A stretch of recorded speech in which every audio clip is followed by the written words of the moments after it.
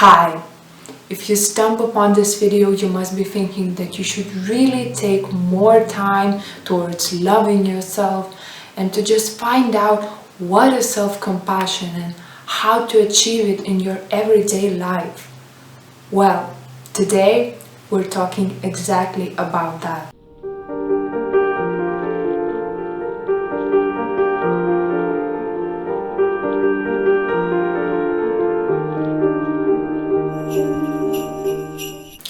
Having compassion for yourself is really no different than having compassion for others. Instead of judging and criticizing yourself for various things, self-compassion means that you choose to be kind and understanding when confronted with personal failings. Because after all, whoever said that you're supposed to be perfect? Let's take Kate, a 39-year-old marketing executive with 2 kids and a great husband. A deeply kind person, devoted wife, involved parent, supportive friend, and a hard worker, she also finds time to volunteer for 2 local charities. In short, she appears to be an ideal role model. But Kate is in therapy because her levels of stress are so high. She's tired all the time, depressed, unable to sleep. She experiences health problems and sometimes even snaps at her husband and kids. And through all of this, she's incredibly hard on herself, always feeling that whatever she's done isn't good enough. Yet, she would never consider trying to be compassionate to herself. In fact, the very own idea of letting up her self-attack and giving herself some kindness and understanding just seems as childish and irresponsible. Well, Kate isn't alone in this hamster wheel. Many of us are. A very important thing is that having compassion for yourself means that you honor and accept yourself being human. Because things will not always go the way you want them to. And the more you open up your heart to this reality instead of constantly fighting against it, the more you will be able to feel compassion for yourself and for others. Self-compassion will make me weak and vulnerable.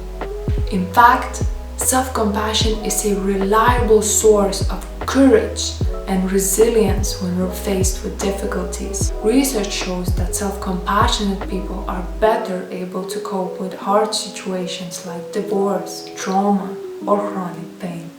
Self-compassion is really just the same as being self-indulgent. It's actually just the opposite, because self-compassion inclines us towards long-term health and well-being, not short-term pleasure. Just like a compassionate mother doesn't let her child to eat all of the ice cream he wants, but says, "Eat your veggies." Self-compassion is really a form of making excuses for bad behavior. Actually, self-compassion provides the safety we need to admit mistakes rather than needing to blame someone else for them. And research shows that self-compassionate people take greater personal responsibility for their actions and are more likely to apologize if they have offended someone.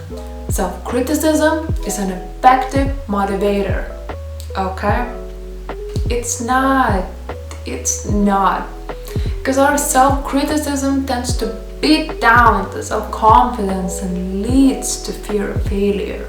And if we're self-compassionate, we will still be motivated to reach our goals, and not because we're inadequate as we are, but because we care about ourselves and we want to reach our full potential.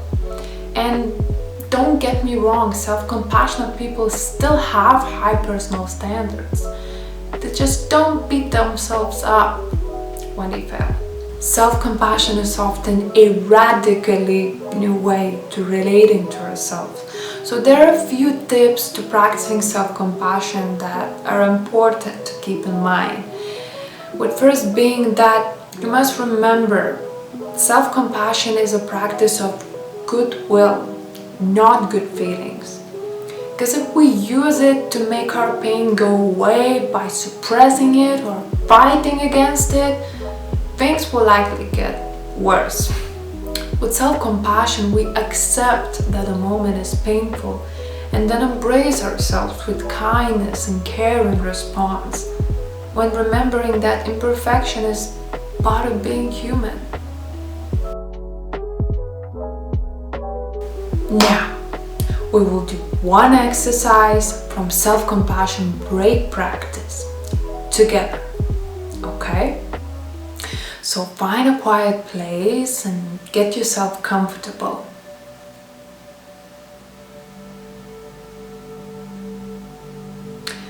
Alright, so now close your eyes and let's start. So first of all, just take a few deep breaths so that you could hear your inner voice more clearly. In and out. In and out. One more time. In and out. Okay. Think of a situation in your life that is difficult, that is causing you stress right now.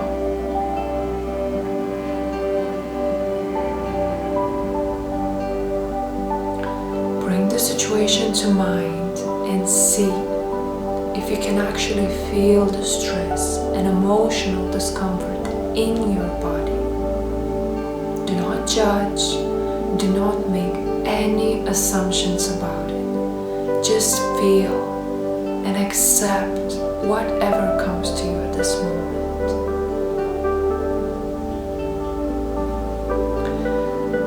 Now, say to yourself, either out loud or in your mind, this is a moment of suffering.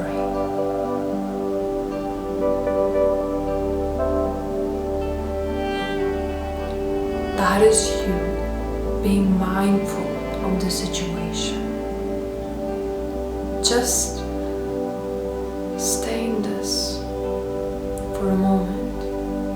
Observe what is happening in your body. What kind of emotions arise?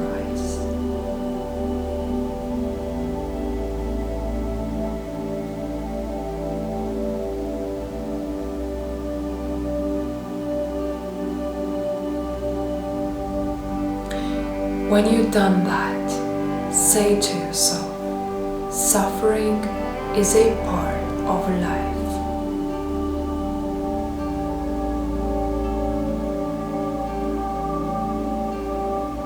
Because that's what it is, common humanity, and that is completely normal.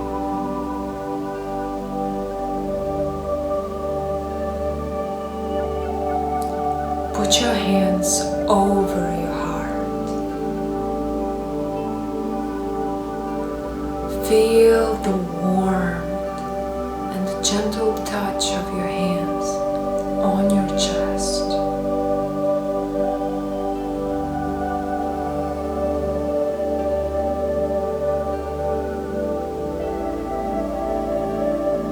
Say to yourself, may I be kind to myself.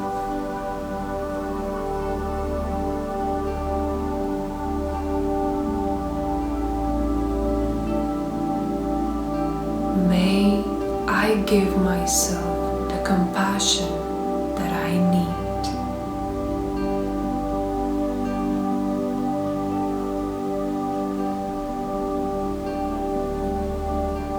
May I learn to accept myself as I am.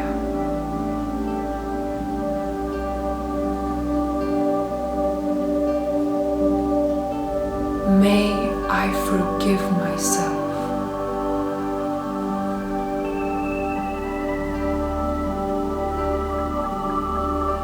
May I be strong.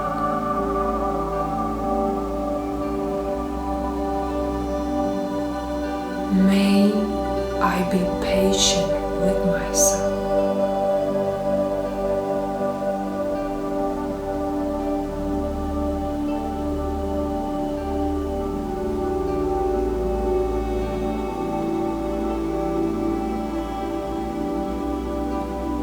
And now, say to yourself, I love you.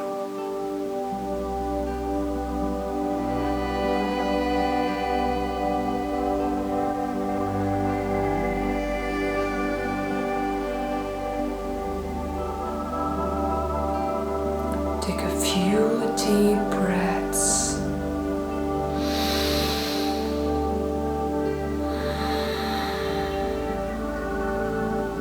One more time.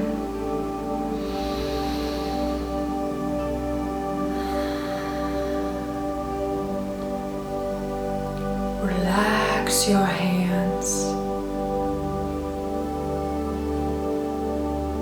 and slowly come back. Open your eyes.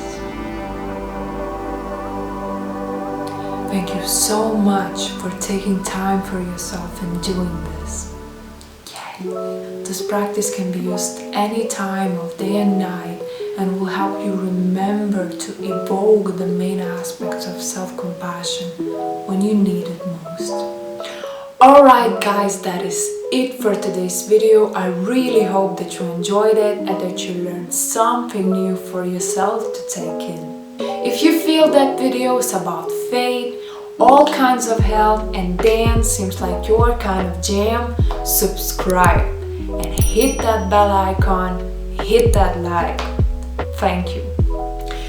Don't forget to stay lovely. I wish you a very Merry Christmas. Lots of love, and I'll see you in the next video.